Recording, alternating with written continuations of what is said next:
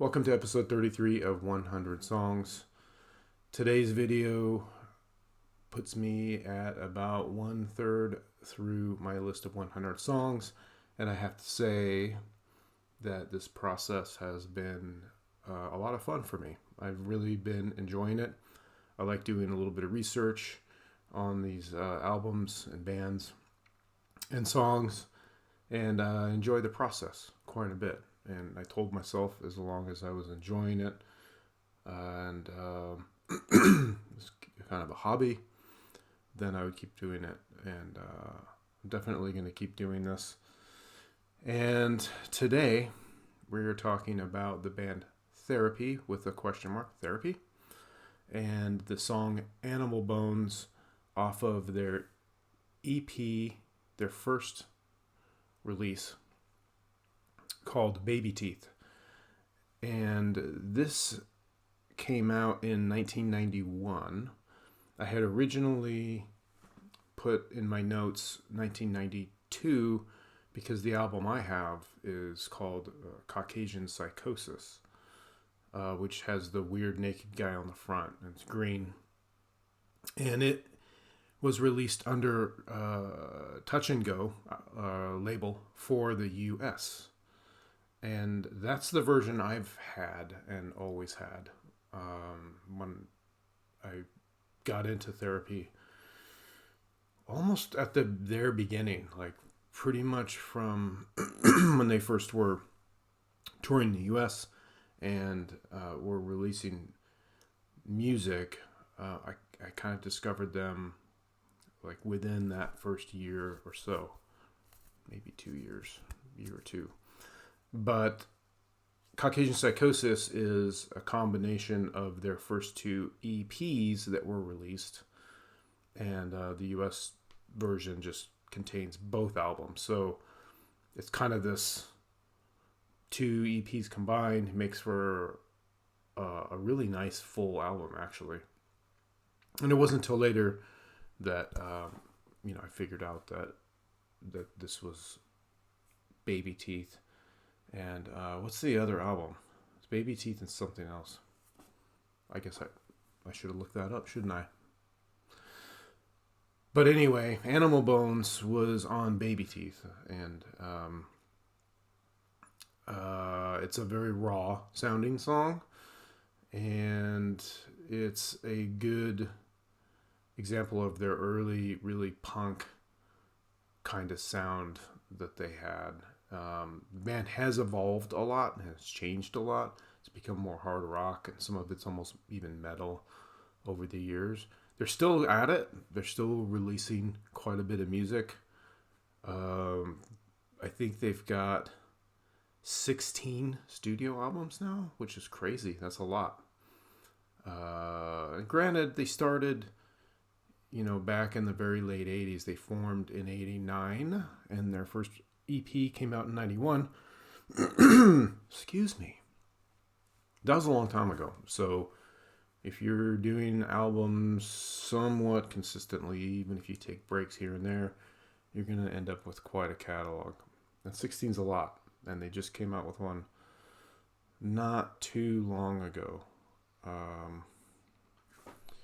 So one of the things before we get into the song and the band its name itself, Therapy with a question mark, saw an interview online asking Andy Karn, who's the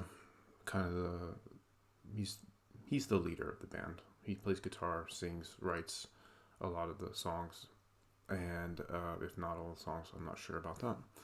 But he had stated that they tried to pull off the question mark as being some kind of meaningful thing. But in reality, the question mark was there originally for some a very early album design. They needed to fill some space in the graphic or the artwork or whatever. So they put a question mark there, and that ended up sort of sticking and becoming the name of the band in written form that they used. So it doesn't mean anything other than that. and kind of admitted in an interview that that's where it came from. Therapy formed in Ireland in 1989, like I mentioned, 89, from Larne, Ireland. I don't know if I'm saying that right. Probably not. But it's Larne.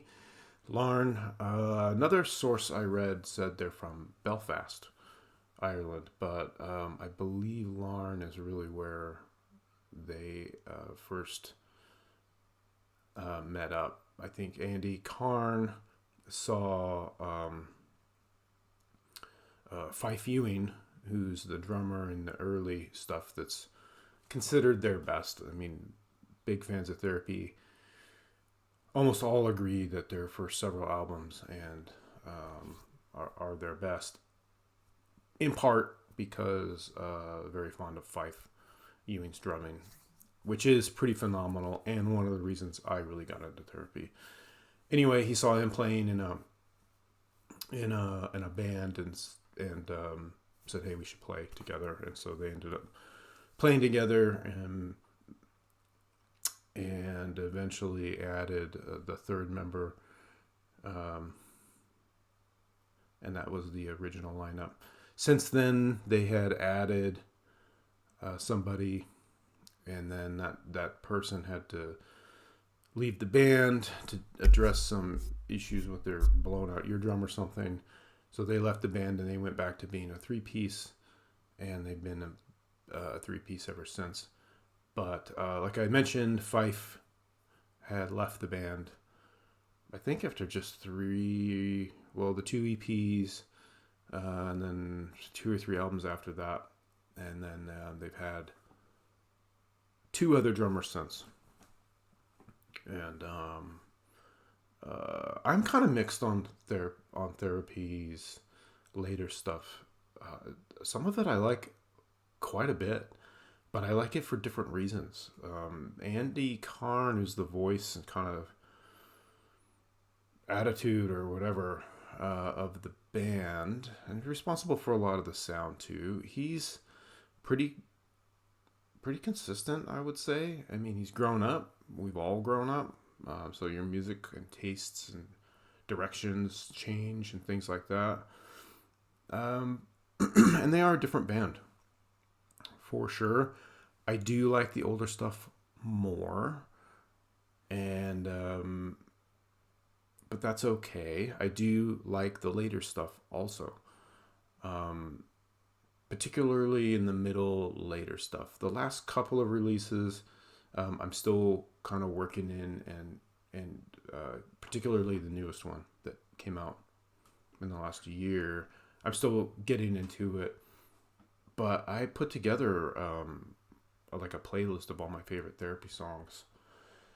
It's pretty long. Like, there's a lot that span the whole catalog, and I'll put that on, and it's like 3 hours long or something, at least. And every time I, once in a while I'll put it on, I really enjoy listening to it. Like, I haven't worn out of it. I like the old stuff. I like some of the newer stuff too. So I don't know, going on too much about it, but it is a topic of discussion for Therapy. So I discovered Therapy opening for some bands that I was super into back in the day. They opened for Tad. I was a huge Tad fan, still am, but they've been gone a long time. But I still listen to Tad. They opened for Tad, and I discovered Tad opening for somebody else also. So it's kind of like that period of my life, the 90s. I was going to a lot of shows, and a lot of great bands opening for other great bands that I really liked. And I had this like cascading. I was just getting into all these new bands, and they stuck with me. It was a really great time for music. Anyway, Tad, they opened for Swerve Driver a few times. Swerve Driver, for a while in the 90s, was my favorite band. And a couple times I would go see them. And something I read said that Therapy would tour in the U.S. or they would get as many opening gigs as they could just to get out there. And I think that's smart. I never even heard of them when I saw them, and I was like, this band is great. And so I kind of saw them other times, and would specifically go to shows to see them, and bought their music and been a fan ever since. So let's see. The band struggled quite a bit after losing some momentum. The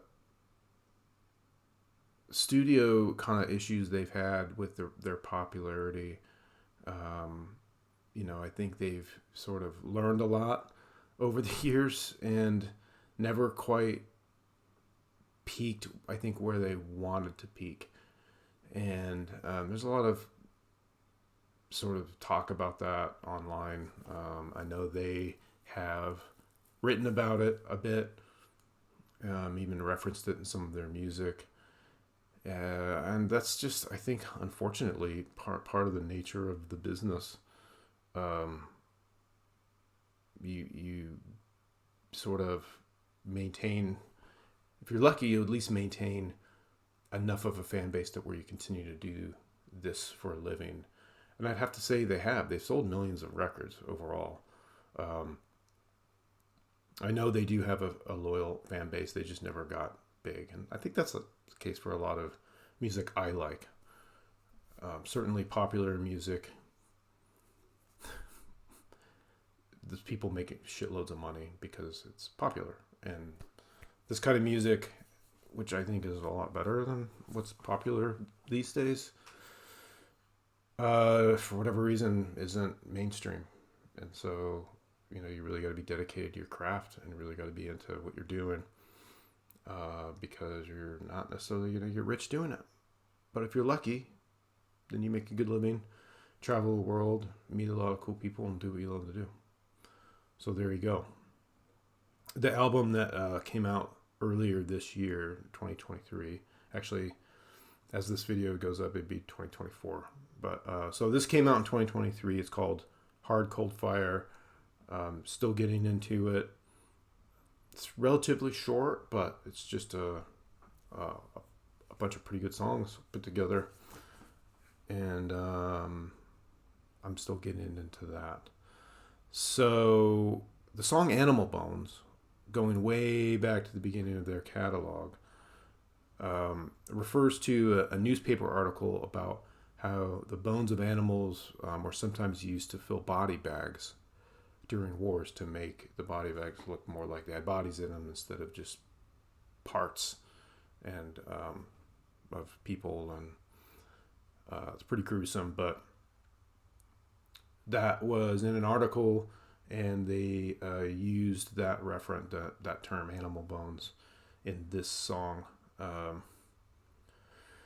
When the song was to be turned over to the studio, when it was originally recorded, it was missing, and they didn't have the song to turn in. So they ended up submitting a rough take of it on cassette, and that is what ended up on the album.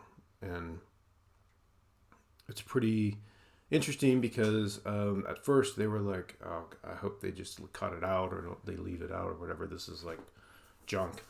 But fortunately, they did not. The execs or whoever in charge liked it, said, hey, this sounds good. We're going to put it in there. It does sound rough. When you hear it, you can hear that it does sound a little rough. And you can hear the some like a couple of extra sounds. Like in one part when I was listening to it with headphones, I could hear like somebody talking in the background or say something in the background. It kind of distracts me when I hear it. I like look to see who's trying to talk to me. But that being said, I do like the way it sounds. It's definitely listenable. I've listened to some pretty trashy recordings of things just because I like how the song is sonically, and it sounds like shit though, recording wise. This isn't that. It's definitely good to listen to, but it is rough. Let's listen to a little bit of it right now. Yeah. So this isn't on Spotify. Usually I play off Spotify and I'm building a list of all these 100 songs. This is one of the few on my list that is not on Spotify. Either in the Babyteeth version or the Caucasian Psychosis. Same song, just the two different releases. Neither or neither are there. Anyway.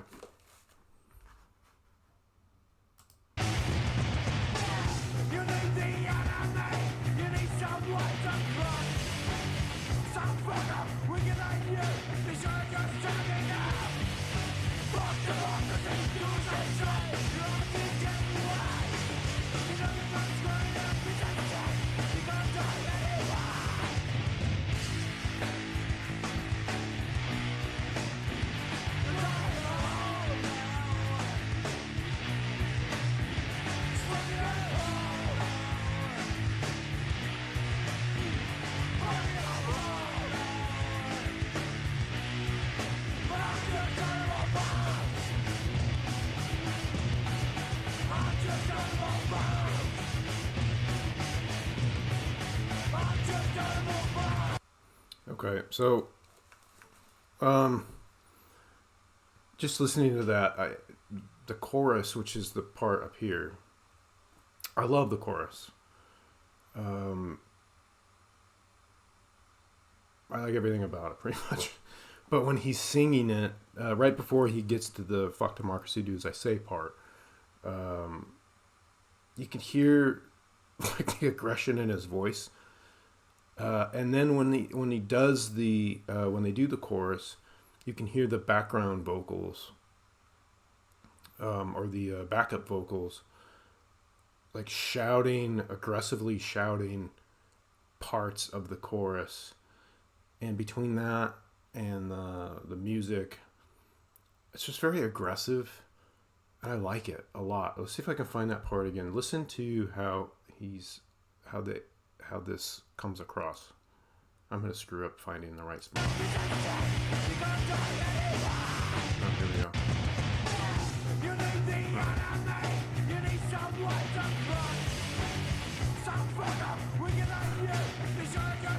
Here we go. Check it out.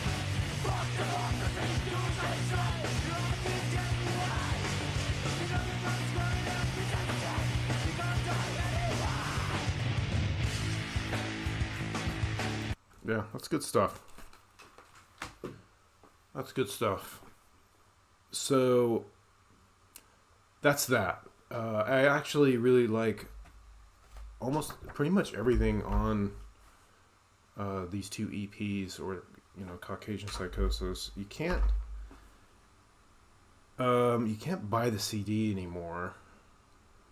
I'm sure you can buy it somewhere. Actually, I'm not sure. You can buy it somewhere. I'm sure there's digital files. You can get anything if you really try. Let's see what we're going to be talking about next time.